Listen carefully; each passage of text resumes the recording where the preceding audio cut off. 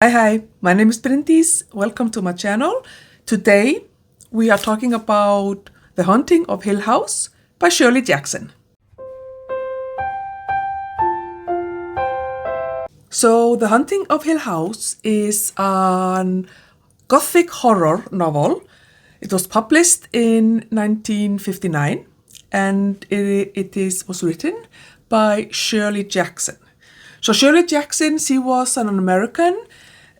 She wrote horror and mystery. She was born in 1916 and died in 1965. She wrote 6 novels, 2 memoirs, and over 200 short stories. This is the first book by her that I read, but definitely it will not be the last. So The Haunting of Hill House is widely thought to be one of the best ghost stories ever written. But also her final novel that she wrote in 1962, We Have Always Lived in a Castle, that one is actually considered to be her masterpiece, so even better than this one. So that is definitely now on my future TBR. And that one is gothic mystery more than a horror. So yeah, I'm really interested in reading more of her work for sure. So The Haunting of Hill House is a gothic horror. It is a ghost story, and the plot or the premise of it is that we have Dr. Montague, John Montague, who is I don't know exactly in which field of science he is, but I don't remember, but he is an investigator of the paranormal or the supernatural. And in this book, he rents Hill House for the summer and then recruits 3 other people that he somehow knows have had some experience with the supernatural. And he recruits them to come to Hill House and stay with him there for the summer and help him investigate what is going on in this haunted house. So the people are Eleanor Vance, who is this wallflower shy young woman who has spent way too many years caring for her old or elderly or disabled. At least she sounds like she may have had some psychiatric issues, her mother. And now her mother has passed away, so she's kind of free, and she is recruited to come to this house. There's also Theodora, who is a bohemian artist, and Luke, who is the heir actually to Hill House. He will inherit the house from his aunt, I think. Yes, so they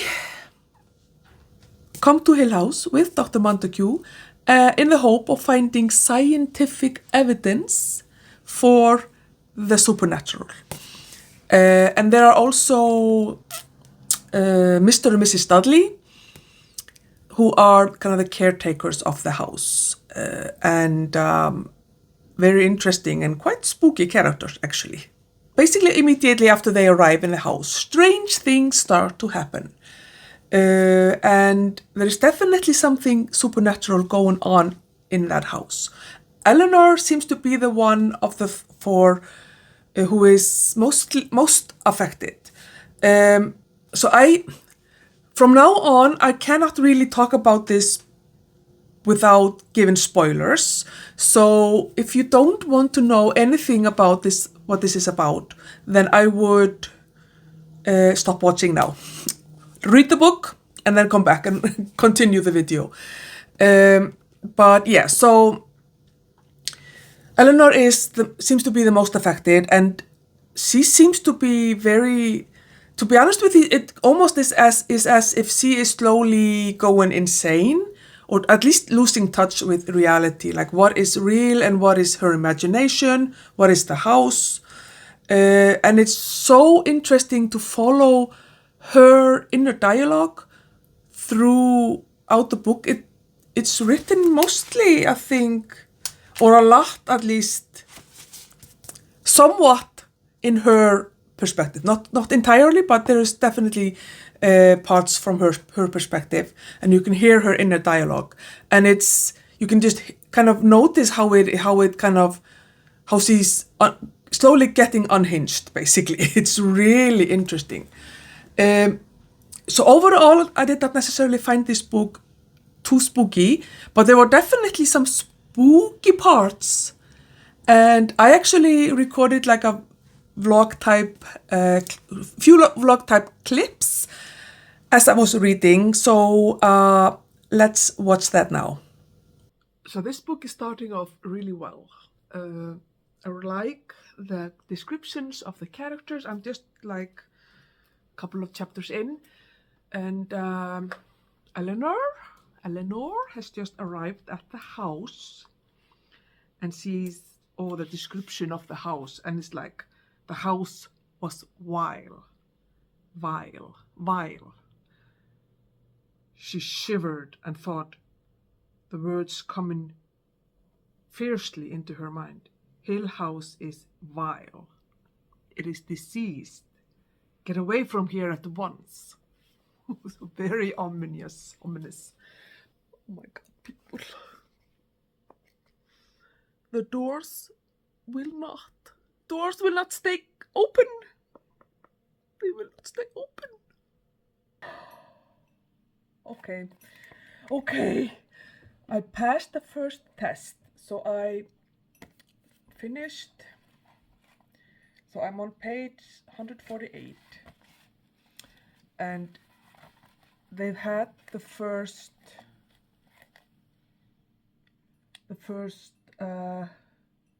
super scary encounter with a banging on their door with Eleanor and Theodora sitting together in the bed and the banging on the door. Oh my God, it was so scary. So I'm gonna stop now for tonight, because otherwise I won't be able to sleep. But it was so well done. And like the last sentence here with the doctor is like,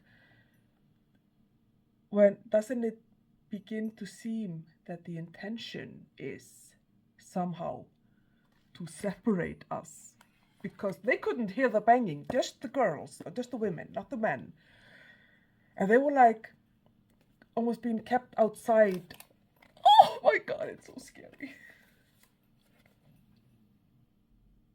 Yeah, so as you can see, there were definitely spooky parts in this book, but they didn't go overboard for me as a scaredy cat. So I really just enjoyed them, really. I really enjoyed feeling a little bit scared because it didn't go too far for me, my little baby heart.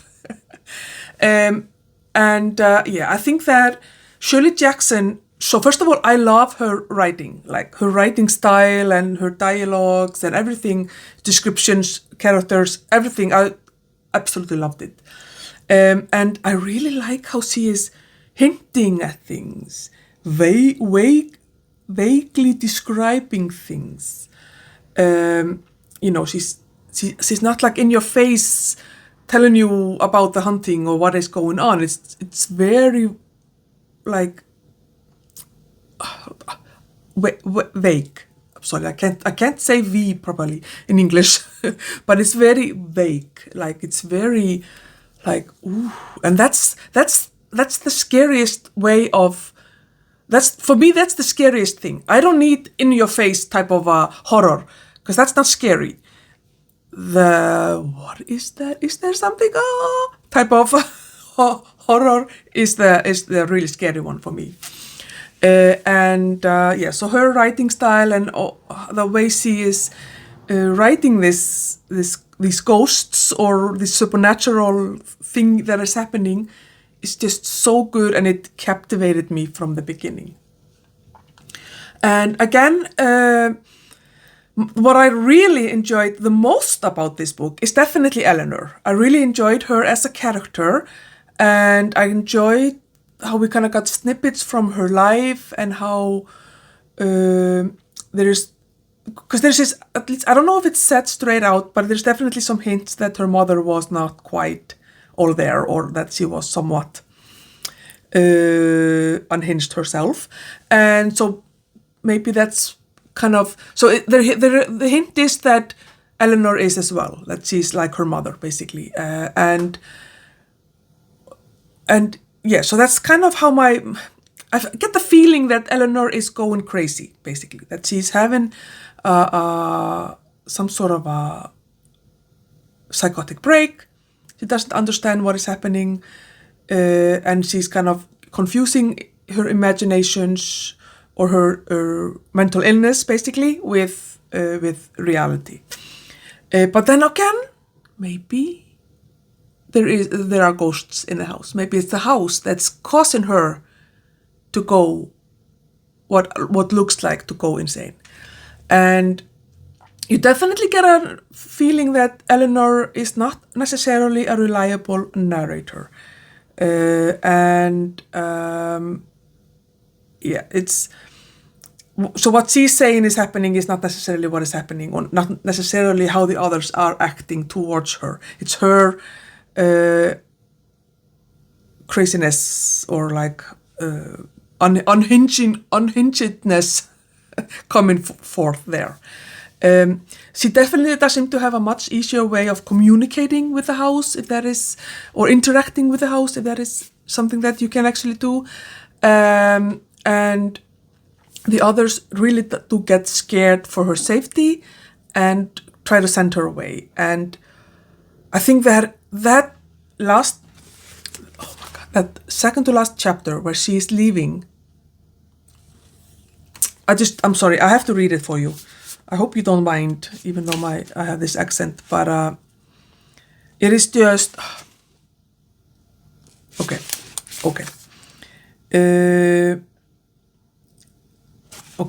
Okay, I'm sorry, I'm gonna read this, because I just have to. They waved back at her dutifully, standing still, watching her.